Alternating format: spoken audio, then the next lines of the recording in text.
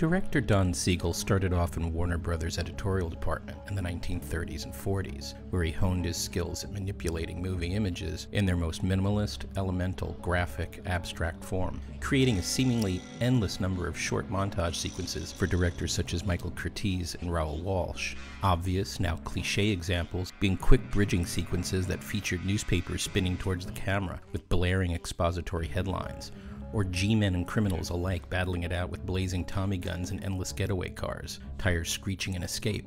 These montages were like their own miniature movies inside the larger narrative they served. By the time Siegel directed his first feature in 1946, his visual storytelling skills were already sharp and distinct, marked by simple, spare, graphic, abstract compositions that could convey volumes of information and many layers of meaning, even within a single image. This stylistic approach made him a perfect candidate to direct the kind of often low-budget, hard-hitting, violent, no-nonsense genre material any studio could hire him to create. Almost 30 years later, in Siegel's 1973 thriller Charley Varrick, this stylistic foundation is not only still evident, its sophistication and layers upon layers of metaphoric detail are both exhilarating and at puzzling odds against the unpretentious, unostentatious outward personality of the director. Charley Varrick is, on the surface, a dynamic, crackerjack, and frequently ghoulish heist film, directed by one of Hollywood's most underestimated and misunderstood filmmakers. In Don Siegel's hands, the movie's main plotline, involving a bank robbery gone wrong and the criminal underworld of a small southwestern town, contains a second storyline, perched not too far above its densely cross-hatched crime thriller. This one, a religious parable of good and evil and morality and sin, set in a purgatory fallen from grace with God. A third also exists, a highly metaphorical, self-reflexive essay about how Siegel, in the last decade of a 50-year career in film, had viewed himself as an outsider and an outcast in a business of a medium whose language he had considerably helped augment and perfect.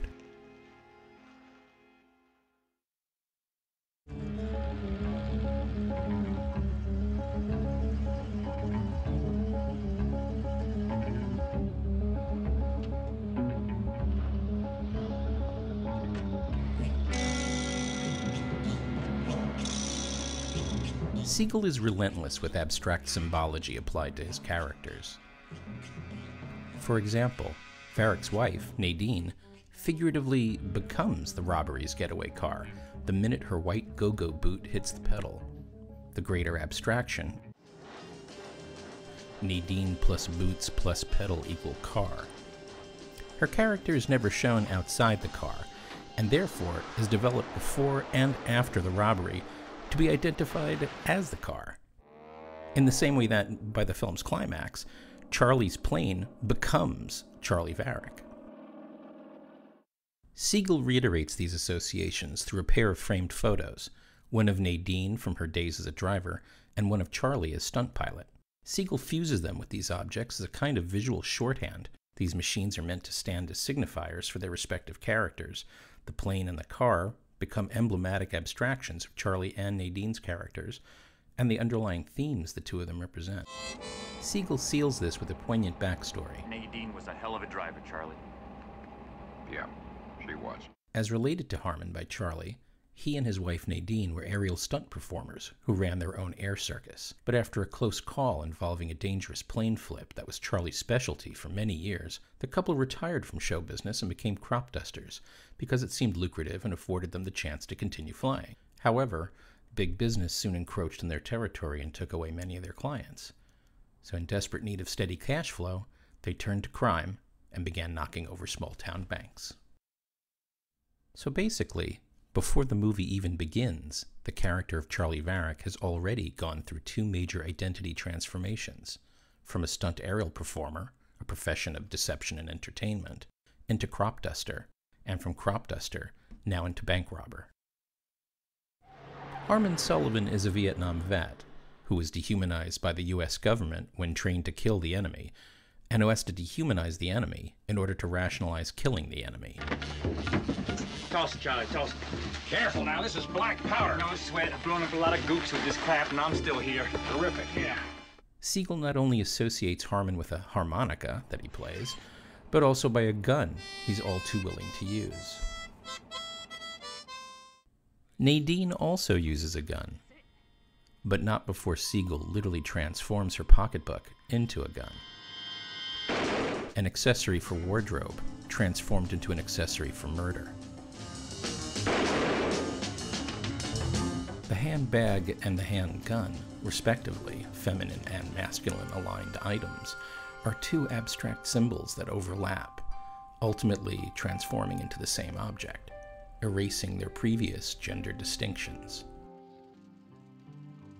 In the purgatory of Tres Cruces, the microscopic, seemingly all-American heartland southwestern town where the bank robbery, the film's entire first act, takes place, and the other towns and cities connected to the story, everyone has a dual nature, an innocent past and a corrupt present.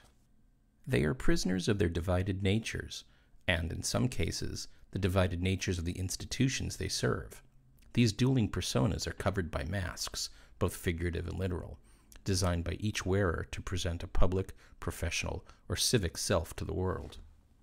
Siegel sets this thematic stage right away.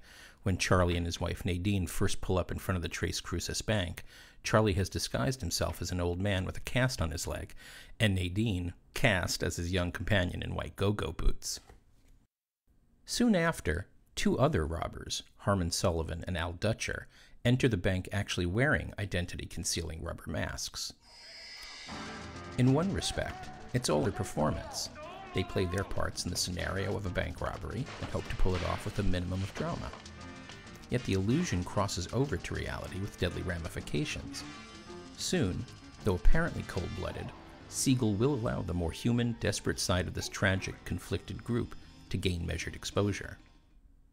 After the robbery, Sheriff Horton walks over to the deceased young cop on the ground and, out of respect, covers the officer's face with his hat. Like the bank robbers who had costumes and disguises, the police have theirs as well. It's called a uniform. A brilliantly subtle Siegel dehumanizing transformation is illustrated in the way the dead officer is framed. His body, prone with his hat covering his face, giving the effect that a major signifier of his profession has now become his face. Horton is barely an individual himself. He mainly proclaims over and over that he'll catch the criminals and kill them for their crimes. That's who he is, a determined man in uniform, just as the young cop on the ground is now transformed into nothing more than an officer killed in the line of duty.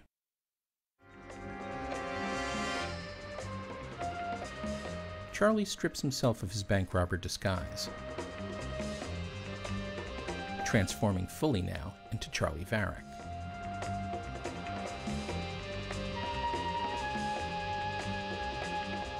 Quite soon after, Varrick transforms yet again, alongside Harmon, into a crop duster by dressing in one of his own company's jumpsuits. What's that for? What do you think? Harmon, we're crop dusters. Crop dusters don't wave guns. Put that thing away fast. This is an early instance of directorial identification with the film's title character. Charlie, like Siegel, is a director of sorts, always planning his cast's next moves with logic, efficiency, and craft. When troubles arise in his production, he thinks fast, stays composed and calm, and, hopefully, stays well ahead of the game. When Sheriff Horton pulls the mask off the body of Al Dutcher, we're witness now to the transformation of Dutcher from ferocious criminal to dead man. Horton makes a big deal out of how professional the job was because this dead man carried no ID or anything else that could reveal his identity, aside from his teeth. But this dead man will slowly transform further throughout the film, from masked nobody bank robber into dead Al Dutcher, ex-con, and Varrick business associate. More and more information on Dutcher will be revealed by Varrick as the film progresses. And this morning's bank robbery in Tres Cruces. A car, apparently used by the bandits in their getaway, remained at the scene of the fire. Inside the car on the front seat, authorities found a body, believed to be the remains of a woman who was driving the getaway car. Earlier today, our man at the Tres Cruces Bank spoke to Sheriff Bill Horton. Well, this here body that we found is too badly burned for any kind of identification, except for the teeth. So we've circularized every dentist in the state with a description of the dental work. He'll also use Nadine and Harmon's dental records and dead bodies dehumanized abstractions both, as well for the same purpose.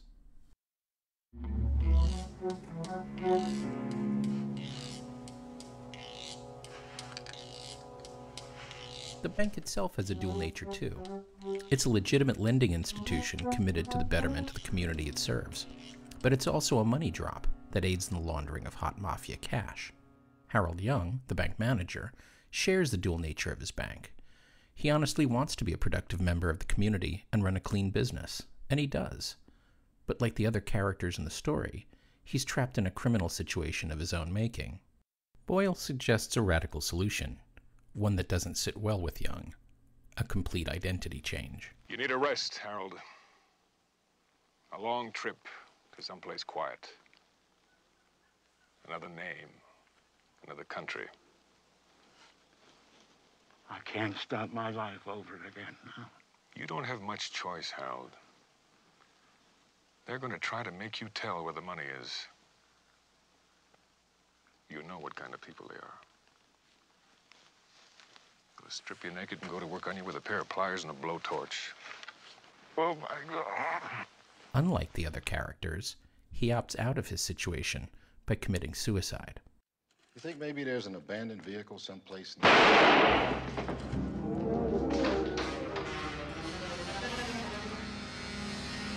Under his circumstances, arguably, a pardonable sin.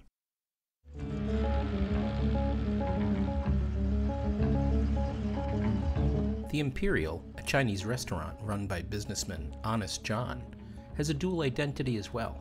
A legitimate dining establishment on the outside, it hides a gambling operation in the basement. It's underground. Even the hostess has a dual persona.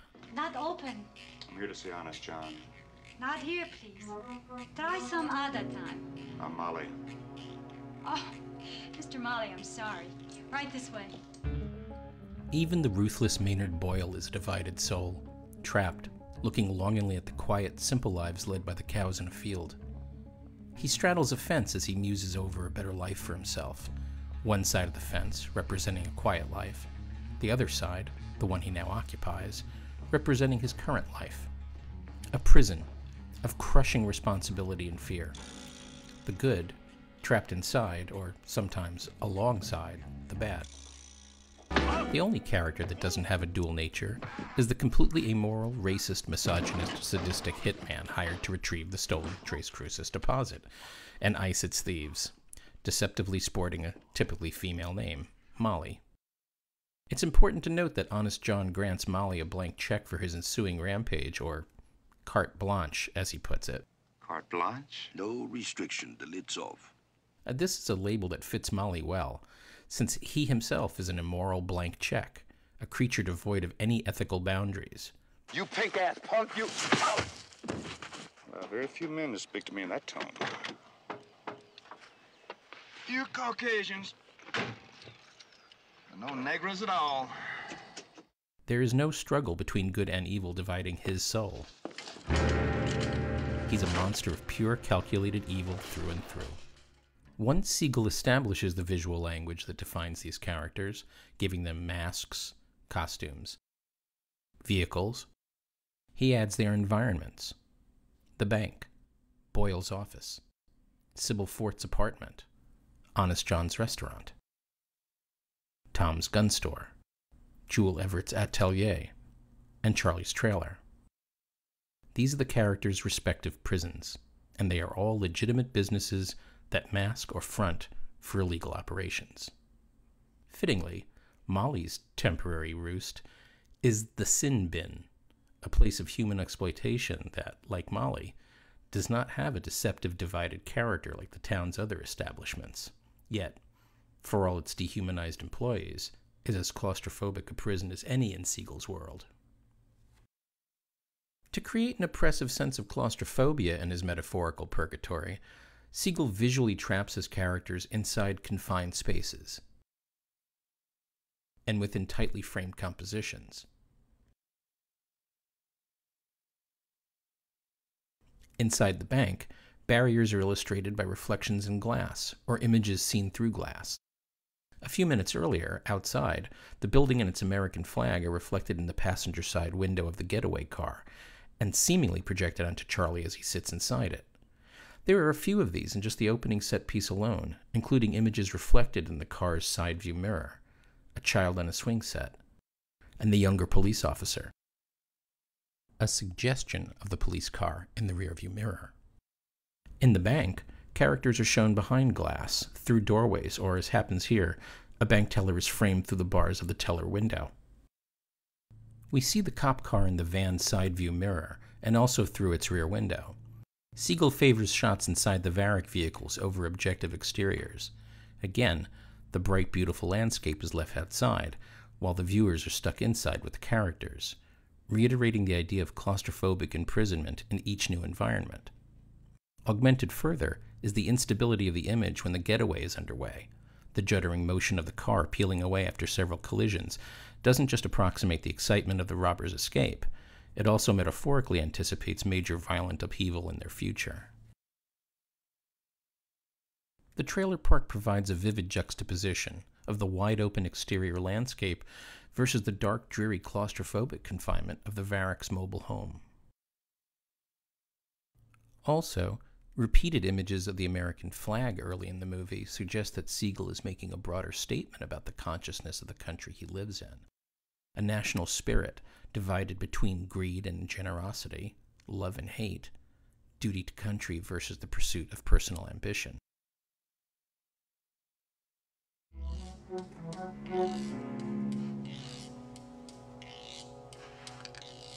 As in Siegel's 3 previous films, 2 Mules for Sister Sarah, The Beguiled, and Dirty Harry, there is a religious, particularly Catholic, motif running throughout Charley Varrick.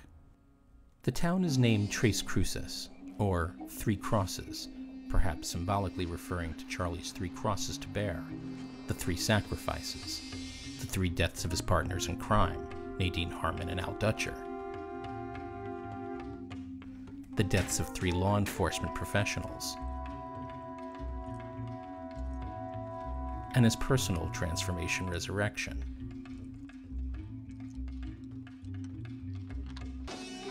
When Molly and Honest John arrive to repossess Randolph Percy's car, there's a wooden cross at the threshold to his property, framed in the foreground, one that Molly has no trouble passing over, yet Honest John won't. After the robbery, the sheriff has a bloody mark, cross-shaped, on his forehead, an image that recalls the marks given on Ash Wednesday, a day of atonement and repentance. Sheriff, you have blood on your forehead. You're not going to die, are you? He then promises to crucify the bank robbers. I'm going to nail those sons of bitches to the cross. It's the sheriff's civic duty to apprehend the robbers, not torture them to death, but his personal feelings are at war with his professional persona and responsibilities. The lawman in him is fighting the vigilante in him.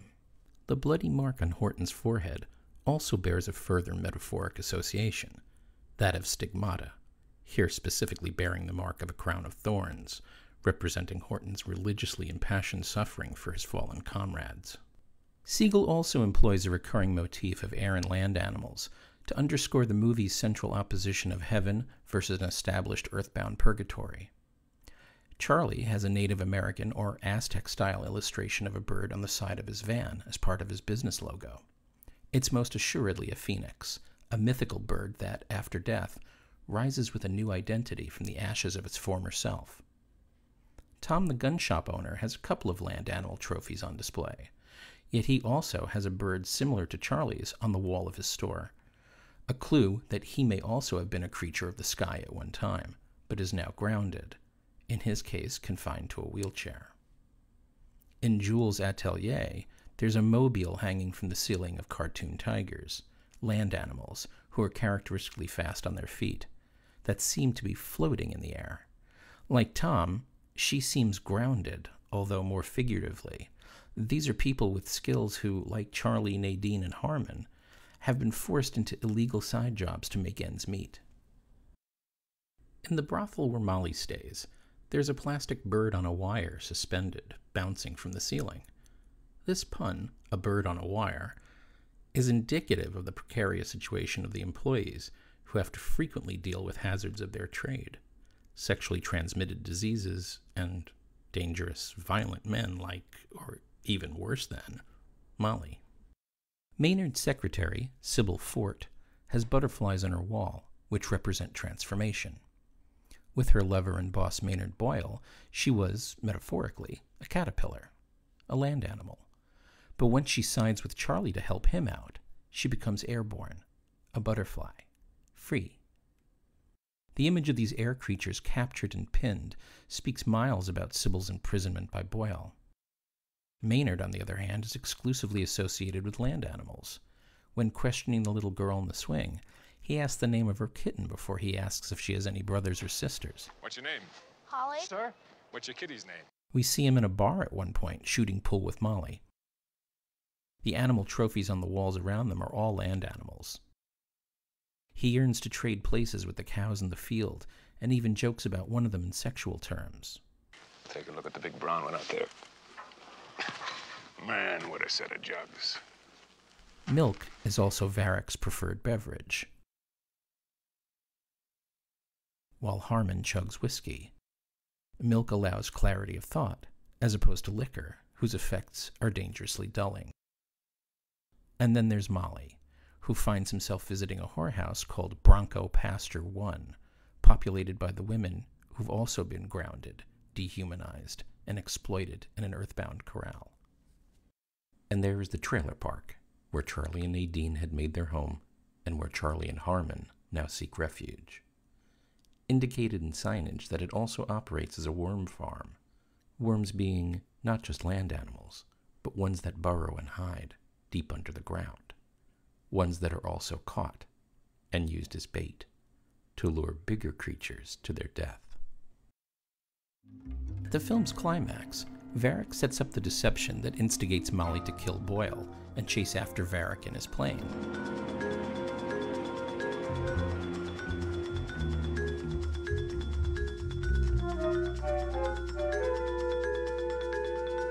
Technically, it's a cunning subversion of the usual action film climax.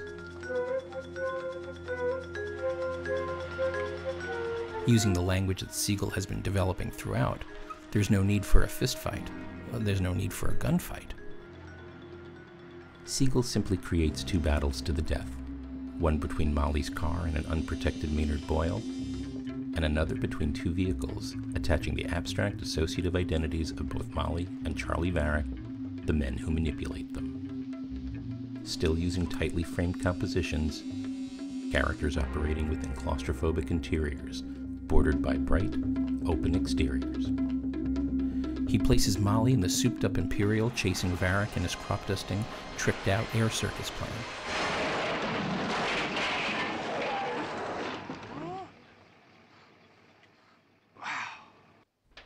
Varrick pulls off his acrobatic trick,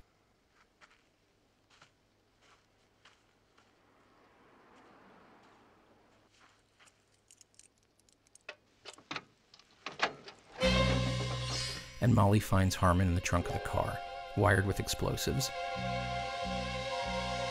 and Charley's wedding ring.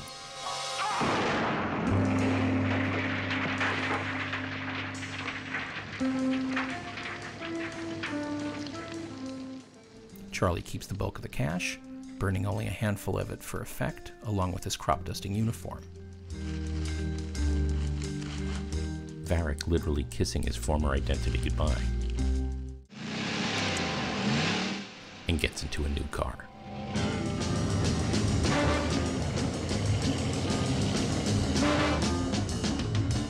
The now ex-Varrick and his vehicle turn the corner, disappearing from view. The Phoenix finally risen from the ashes of his former self.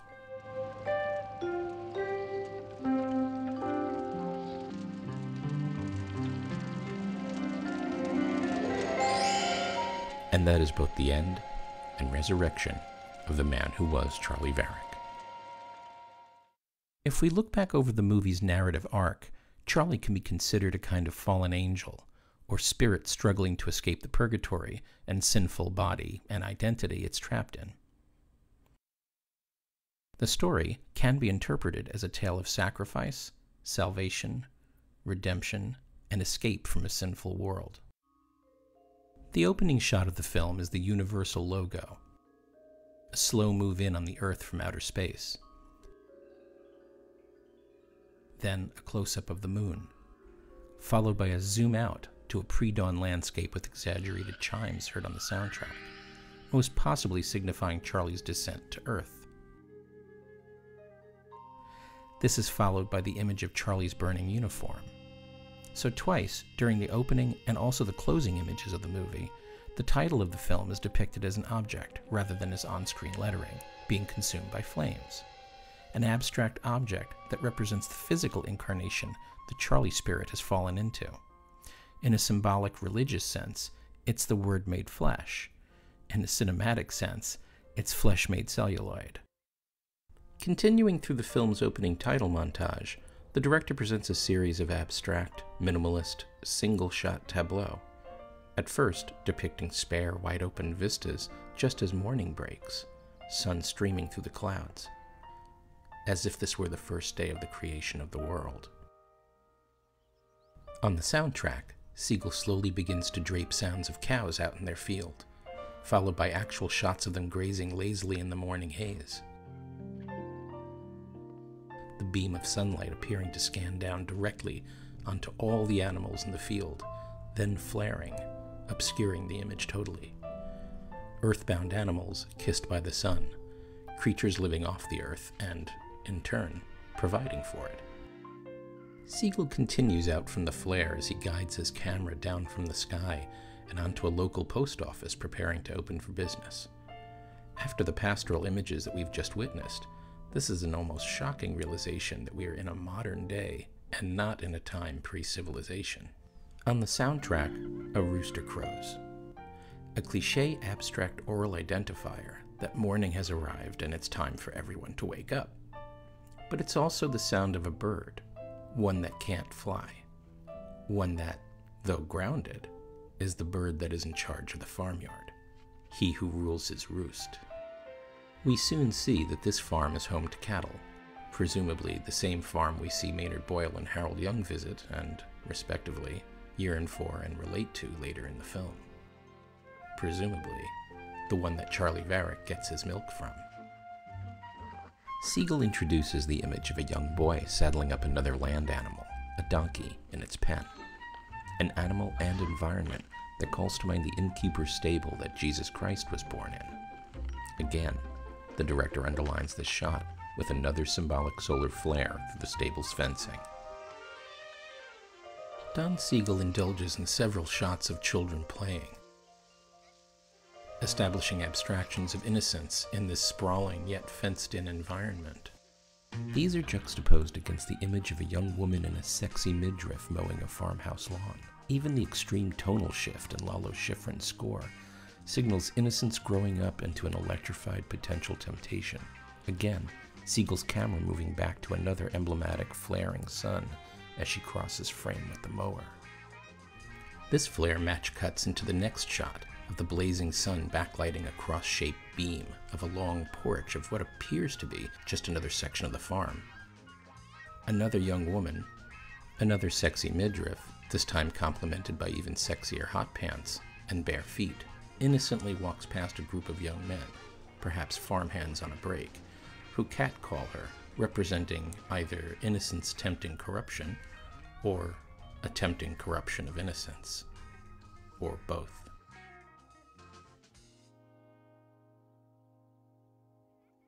This opening isn't a standard expository build-up to a story about a robbery gone violently, obscenely wrong. What it is a unique, intricate foundation, not only of the director's minimalist, abstract visual style, but of the film's deeply entwined religious subtext as well.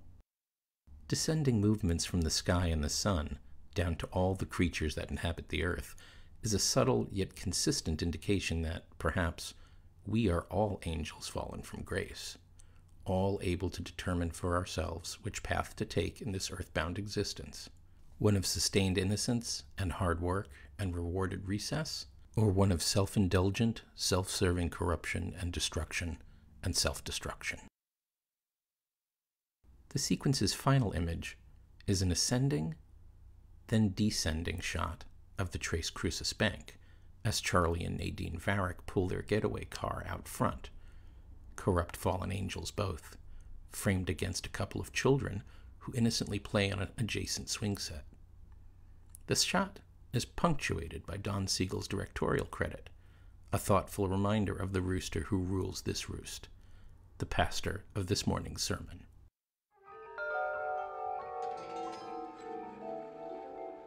Later, post-robbery, we see Harmon, drunkenly gazing up at the full moon, perhaps wondering how he could have chosen such a poor path of existence, yearning for a better life. But is Harmon too late? He believes the money from the robbery might be his salvation. But he's blinded, not by the sun, but by the cumulative corruption he's allowed within his heart and soul. Looked at from this perspective, the character of Harmon can be viewed in two ways. Looking at his character in terms of the movie's foregrounded plotline, he's a classic Judas who betrays Charley. But if we view him through the movie's religious subtext, he's a Christ-like figure who is scourged and martyred in biblical fashion by Molly, and at the film's flame-engulfed climax, takes on Charley's identity with its attendant sins, and in the process sets the Charley spirit free, becoming a vehicle for his salvation.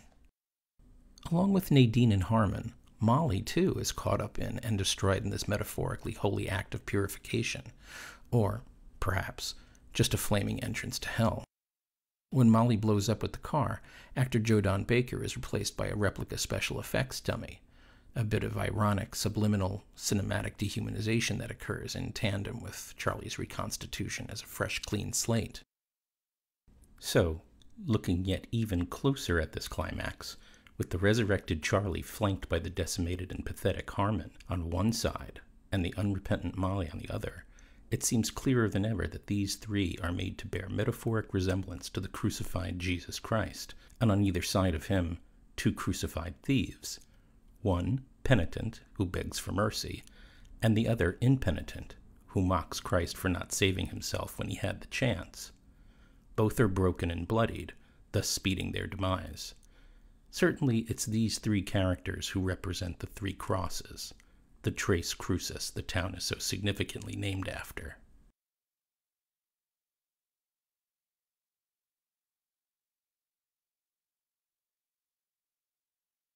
Throughout his feature film career, Don Siegel additionally counterbalances his stylistic abstractions with strong statements regarding identity and individuality, and his anti-hero character's fear of losing both. As the corrupt and corrupting power entities of the world crash in on them, their independence becomes something to fight for. That's why Siegel was well suited for genre pictures, where these themes run rampant. Where else could the notions of deception, loss of identity, and individuality and freedom be more thematically important than in such films as Siegel's Invasion of the Body Snatchers, Riot in Cell Block 11, or Charley Varrick? Charley Varrick acts as the perfect metaphor for Don Siegel's entire career. Again, you only have to look at the same opening shot of the moon which signals Charley's descent from the Universal logo's heaven. At first, this works as a sly use of the studio logo. On next examination, perhaps an even slyer fantasy of Siegel's escape from an anonymous identity under major film studio enslavement. Next, the title, a Siegel film, in Siegel's own signature carrying equal screen weight. This is the first film that Siegel used this title on, and he would continue to do so until his last film a decade or so later. So perhaps Don Siegel, like Charley Varrick, felt reinvented by recognition and success from a lifetime of hard work and devotion to the craft, earned without ever asking for it. For Varrick and Siegel, the last of the independents, it's all in a day's work.